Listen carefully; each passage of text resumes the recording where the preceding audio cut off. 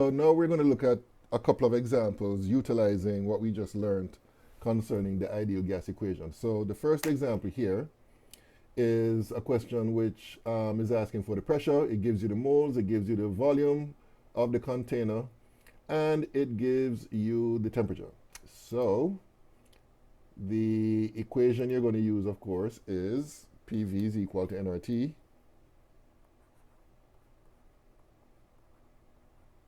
But the question is asking for the pressure, so I would rearrange this to get P is equal to nRT over V. Oh my God, nRT over V. And all I would do from here is plug the numbers in. Now, whenever you're doing these problems, please make sure that you include the units as a part of the whole process, right? And you're going to see the reason why that's important in this example. So 0.508 moles would be the moles of the gas times R, which is 0.0821. And let me also say that when it comes to the use of the ideal gas equation, I normally express it to three significant figures, so that's what I would require of you guys. So I would just reduce it to 0.0821 liters atmospheres over mole Kelvin. And then I'll multiply by the temperature, which is 303 Kelvin. And all of this would be divided by the volume, which is 15.0 liters. And this is the reason why the units are important when you're setting up your problem like this. The moles will cancel out here and here. The liters will cancel out here and here. The Kelvin units will cancel out here and here. And what are you left with? You are left with the only unit remaining, which would be the atmosphere unit. So all you have to do is plug the numbers in. 0.508 times 0.0821 times 303 divided by 15.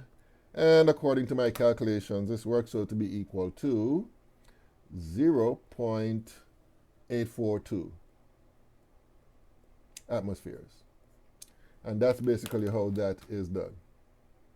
All right? Okay, so that's a relatively simple, standard, straightforward problem. All you have to do is plug the numbers into the equation appropriately and solve for what the question is asking for. Now, the next example is not as straightforward because you have to actually do some conversion because you have to make sure that the units are consistent and compatible when you're setting up your solution. So in this question, they are asking for, hold on 1 minute, the volume. Now, they gave you the mass of the gas, they gave you the formula, that's important. They gave you the pressure in torr, and they gave you the temperature in degrees Celsius, all right? So it's the same equation you'll be using, but this time you will be finding V. So when you rearrange that equation, you're going to get V is equal to nRT divided by P, all right?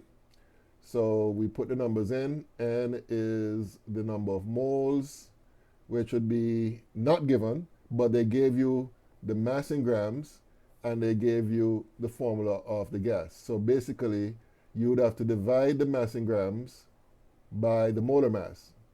So the molar mass of ethane is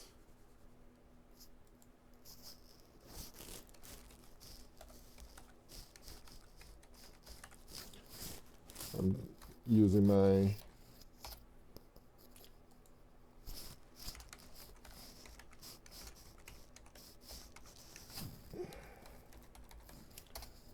okay, so C2H6.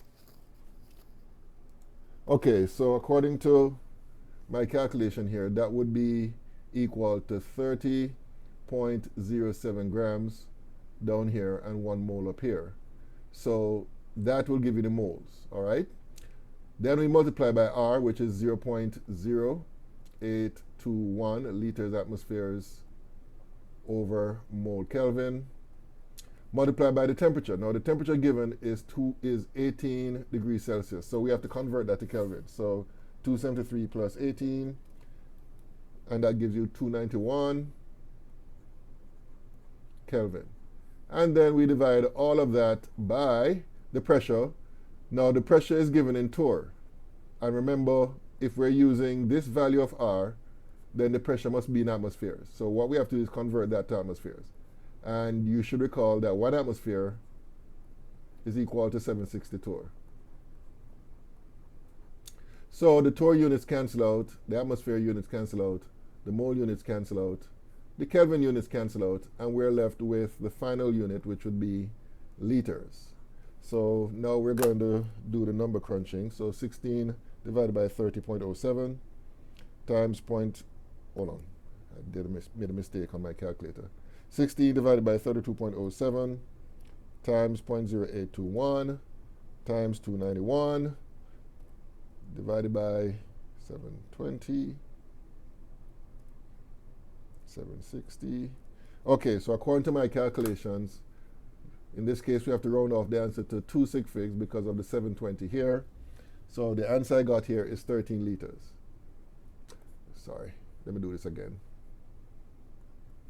13 liters, all right? So that's basically how that is done, all right? Okay, so we're going to stop here for this video. And in the next video, we're going to look at a couple of applications of the ideal gas law. We're going to see how we can use the ideal gas law to determine the molecular mass of a gas and also the density of a gas, all right? So that's something to look forward to. All right, until next time.